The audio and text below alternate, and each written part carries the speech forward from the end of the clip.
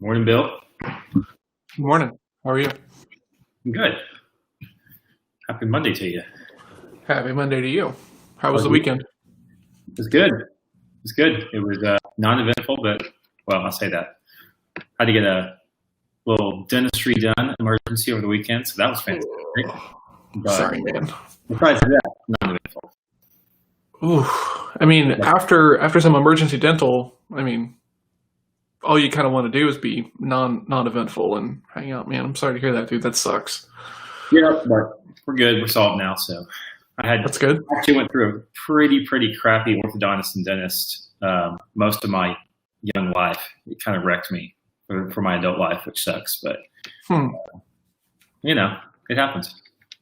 It does, man. So let's recap real quick. We're supposed to be done every day at 4, Yeah. which is a little nerve-wracking.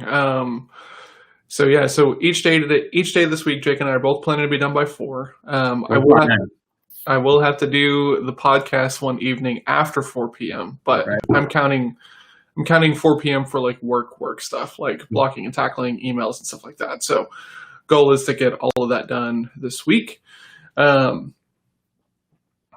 see. Found out last week that my SBA loan for all this is like finally like almost ready, which is just like exciting, but it's like how long does that take and all that stuff. Some good news, but it's like, is it just a dangle or is it like really good news? Because sooner would be better because I'm behind on a couple of things. I need to pay and get caught up on that. Sure.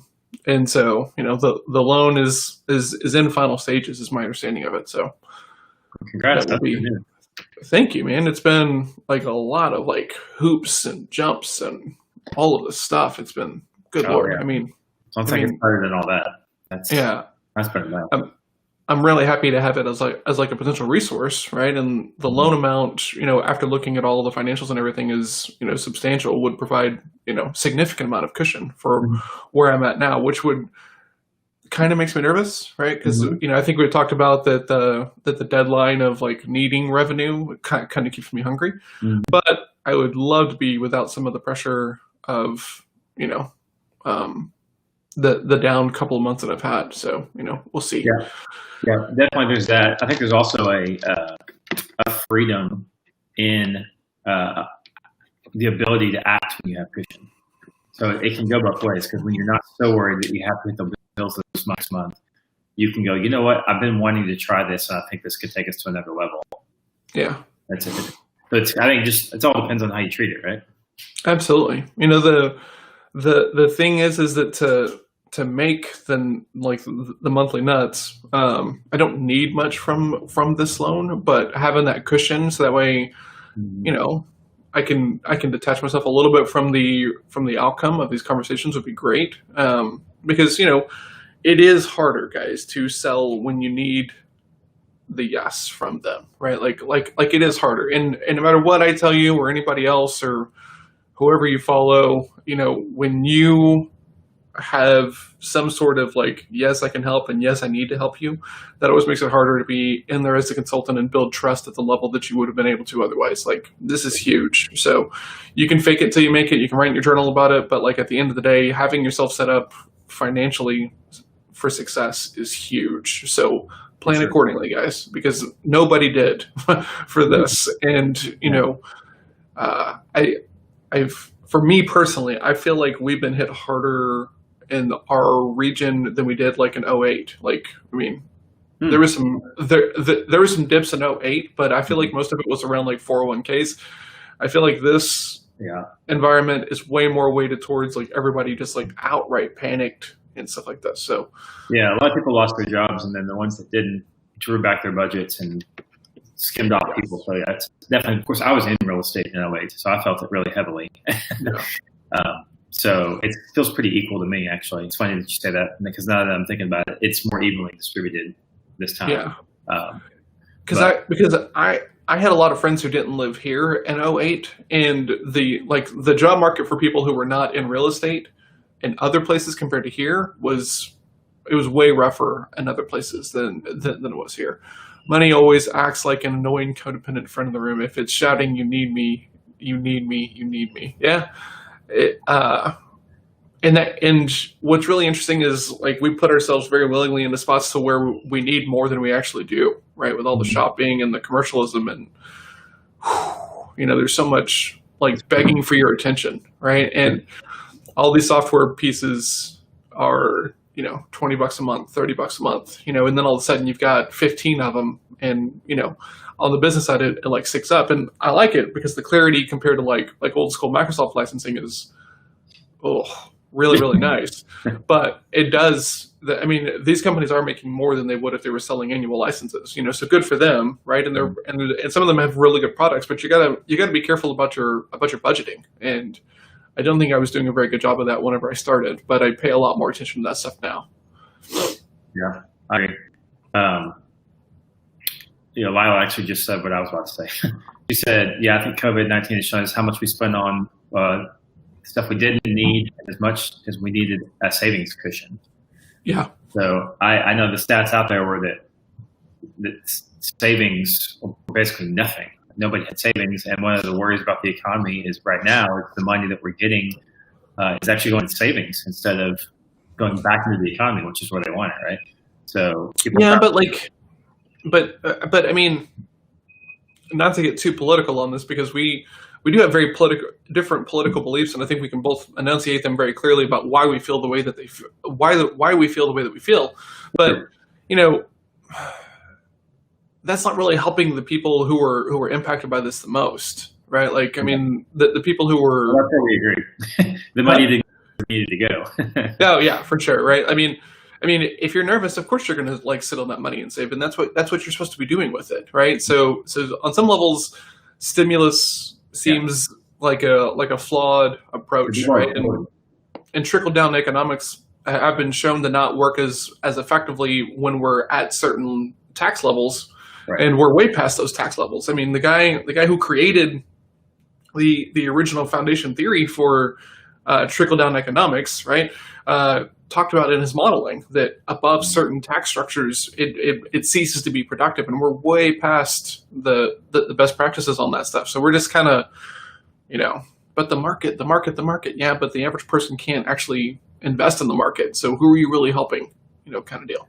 Well, I was wondering today. Okay, she says, we live in a country where financial literacy is not taught to kids in any political party in schools. We value proof of money more than we value the stability of money, and that's more about social than political. Absolutely. So yeah, I agree. I totally agree. It's one of those things where I've also said that the experiment of the United States is not near the same scale when it started. And I'm a huge fan of states' rights. And that being said, once you get to a certain size, there's too many people for certain rules to work, just like you're talking about. Scale. Yeah. So it's scale. Scale changes everything. Yes. In life and politics and marketing and sales, everything. Scale changes everything. It really does. Mm-hmm. Yeah. And banks invest on savings, the economy will shift focus. Yeah.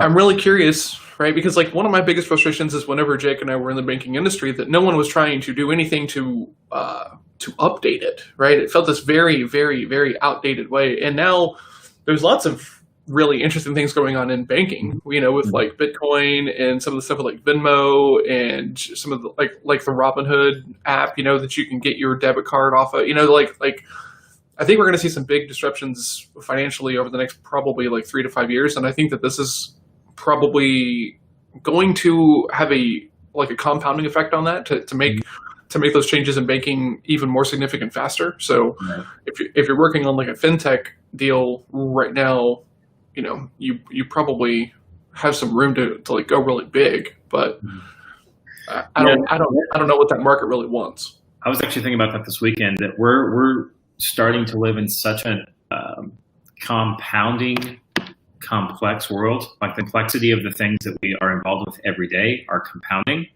and we're just trusting companies to take that part for us because it's so complex. Somebody comes along with a solution, goes, "Hey, this is too much. Let's just solve this for you," right? So to me, and of course, I'm always going to beat this drum. Now's the time to make your marketing even more simple.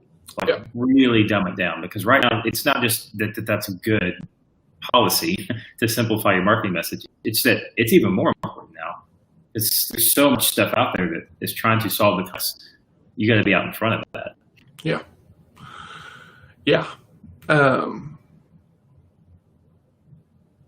That is so widely applicable. Like that thought right there is there's a lot going on with that. Don't, and it's really easy to get tied up with the idea of oh, I don't really seem to be using like this tool, so let me go look for another tool, right? And then all of a sudden you're looking at marketing messaging around things that don't really matter, and you're getting sucked into stuff, and it's literally setting your time on fire when sometimes it's just your habits are terrible about actually using the tool. True.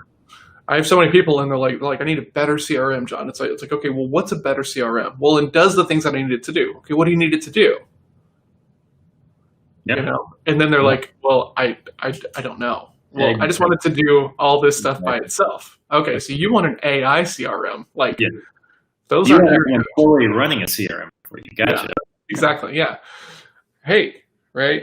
I can bring on a VA for you. We can get them into your email. We can have them take these notes, put it into a CRM. Like I'm down to make a sales system work for however works for you. But tracking is one of the most important aspects of running a company, right? And if you're not going to track the thing that brings in your revenue, you got some problems with the other parts of your business that you don't even know. Exactly, Lila. Everyone needs a CRM assistant, and maybe that's the business I should be in. Just cool, let's just give you a sales assistant, right? So that way we start tracking the stuff, and I take it out of their hands. That's really interesting.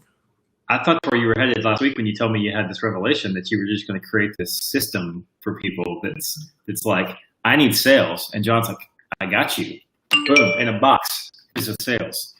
A little bit, but the box is for people who want to go through the whole process. They want to get their lead gen figured out. I'm not that guy, right? I know lots of people who do that, and if these funnel guys that I'm working with work, then I'm happy to refer everybody to them. But let's make sure that they work before I start sending their names around. But yeah, if you can get the lead gen figured out, I can take you through a process that allows you to create sales processes and tracking and everything else. Yeah. For this thing that we're talking about very specifically, what if at the end of each day you just send an email to me or someone on my team with your notes for the day about what you did, and we updated the CRM for you? So you're always tracking your numbers, but you weren't ever really having to track your numbers. Do you think people would get value out of that? I think the right people would get value out of that. But as always, it's the niche that you're working in, because there are definitely mid-size or large, small-size businesses that are having bandwidth issues that absolutely would want that. Yeah. So once again, who's your target market? Who are you serving? And match the solution to that. Jessica, I think we all need to find a Jessica. I'll be your CRM. Well, Jessica's awesome, right? And Jessica is honestly the kind of person that if you're struggling with the habit side of a piece of software or a piece of tech, that's what Jessica does, right? Okay. She's a virtual assistant who can work in person, right? Okay. And helps people with payroll issues, to email stuff, to support, she does a lot of different things for a lot of different people. So she would be a CRM assistant if I had a market of people who were wanting that. But I kind of feel like if you're not interested in updating your own CRM, you're not going to be interested in emailing somebody else once a day for them to update the CRM. I'm thinking it's got to be somebody whose job it is that they have other things on their plate, and they're like, I would pay for you to do this part of it so I can focus on higher things. So what I could do, right, is I could get a VA who might be in a slightly different time zone, right? So hold on. So we're figuring out a shiny thing right now on this show that we're probably hopefully going to set on fire by the end of this thing. Right. So I get a VA who works probably like East or West Coast time, right? So that way there's a 2 hour delay, and they're working a little bit later than anybody I'm working with here is. I charge people like $150 a month, right? And at the end of each day, you have to email this VA with who you talk to, what happened in your deals and stuff like this, and they update the CRM. And then once a week, you and I have a call to talk about your pipeline, your numbers, what's going on, why these deals aren't closing, and stuff like that. I think that's a good feature in a package. I don't think it's a standalone. I think it's like, here's phase one of CRM that has to get done for your sales to start improving. Here's phase two. And it's part of phase one, right? It's just something that's built into whatever that is. Because once again, people typically want done for them. So for sure. Package that goes, not just got your notes in your CRM. It's like, I got your sales tracked for the week, and a piece of that is you have to send me your notes or something. You know? Yeah. So, cool. Let's recap this week. Our billets. So I've got 2 lists I'm creating this week, which is uncomfortable for me because it means I have to do lots of outreach once I have a list. Yeah. So I got 2 big outreach lists that I'm putting together this week, and I'm going to be done by 4 o'clock every day. And I don't have any after 4 p.m. commitments at this point. So I actually plan to be done at 4 o'clock unless I decide I have the extra time and I just want to do something extra credit just because and the way I would do that is I would set that up, not as, it can't be anything on my list. Like, it can't be anything I have to do this week to get my job done. It has to be stuff that's like, oh, I want to rework my homepage on my website because I've been wanting to fix this section. Okay. I like that. Yeah. But like, I think we still need to put like a deadline on it because you're like me and you'll end up, okay, cool. Like, I'm just going to work on the messaging in this like email thread. And then 7 hours later, you're going to like look up and be like, oh, dang, it's been 7 hours. How do you keep that from? Well, let's back into this, right? What's the goal? What's the point of the 4 p.m. goal for us? Like, we need to know the purpose. That's fair, right? So for me, the 4 p.m. goal is to be more family oriented in the late afternoons, early evenings. Okay, cool. So I already have blocks of time for that. Like I think I said it last week. Like, my kids are at an age where, you know, my son's 14, about to be 15. So I'm gonna, like, I have 3 years with him. You know, 2.5 years with him at worst. And so I'm already in that, like, I'm stopping. We're doing stuff. And I stop during the day and do stuff with them too. So like, I don't work 8 hours straight. You know, I stop for an hour sometimes. So that's, my commitment level is high on that already. So mine is actually more around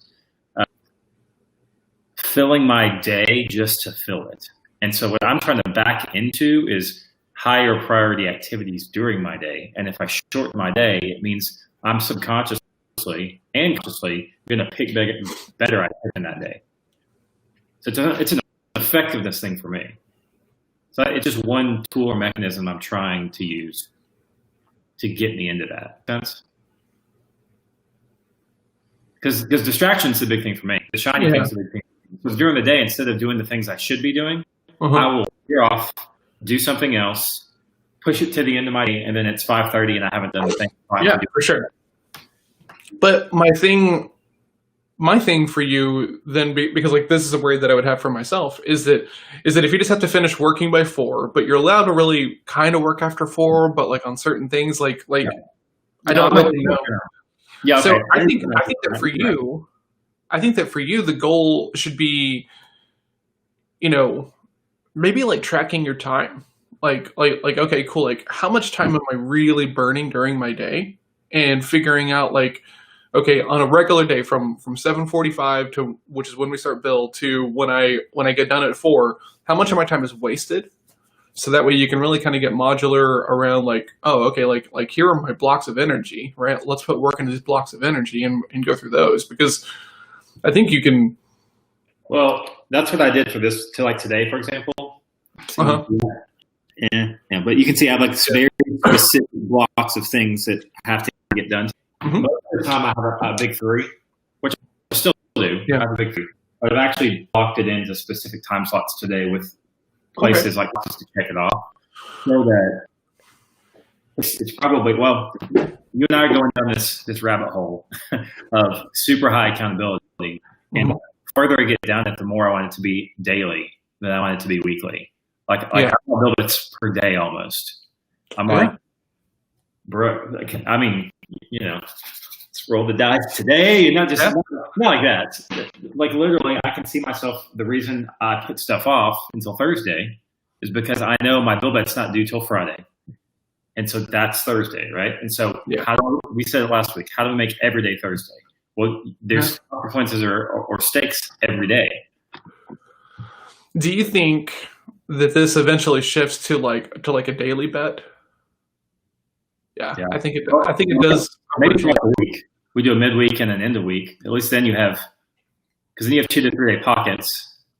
Well, what I would like to do is get this to the point to where like we have our weekly bill bet, and then you hit accelerators for getting that stuff done earlier in the week, right? So what happens when you work with a professional gamer, gambler, or player? Like, start parlaying bets and yeah, right. Because here's the deal, right?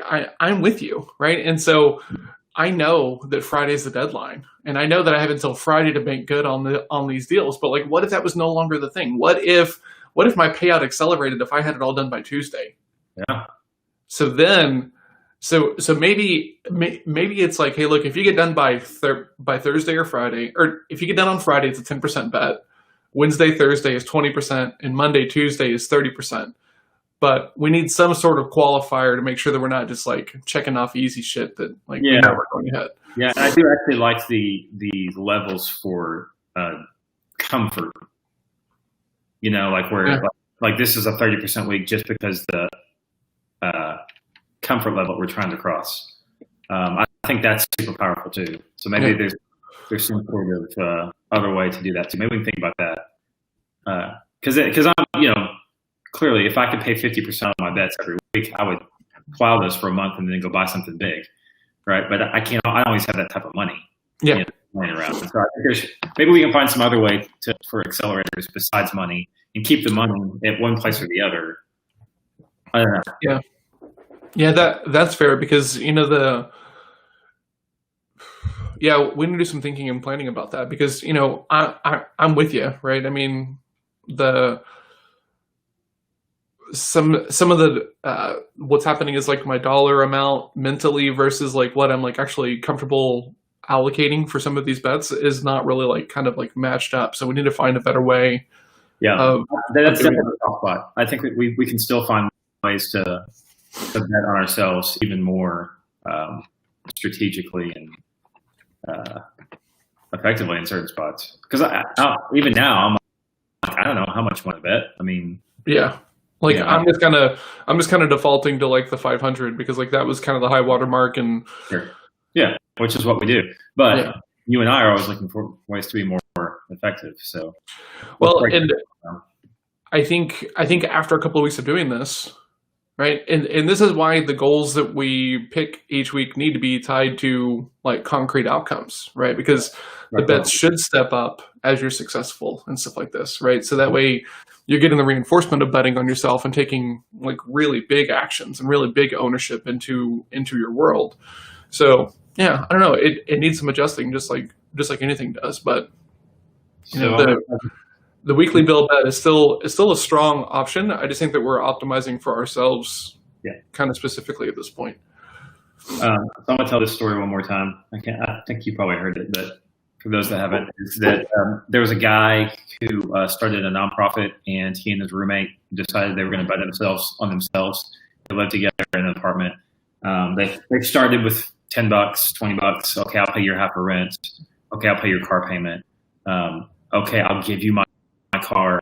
Okay, and they just kept scaling and escalating it to a point where they couldn't. Like there's no, and they were serious, and they both had to pay out some pretty major bets to each other, but they were really good friends, and so they made it work.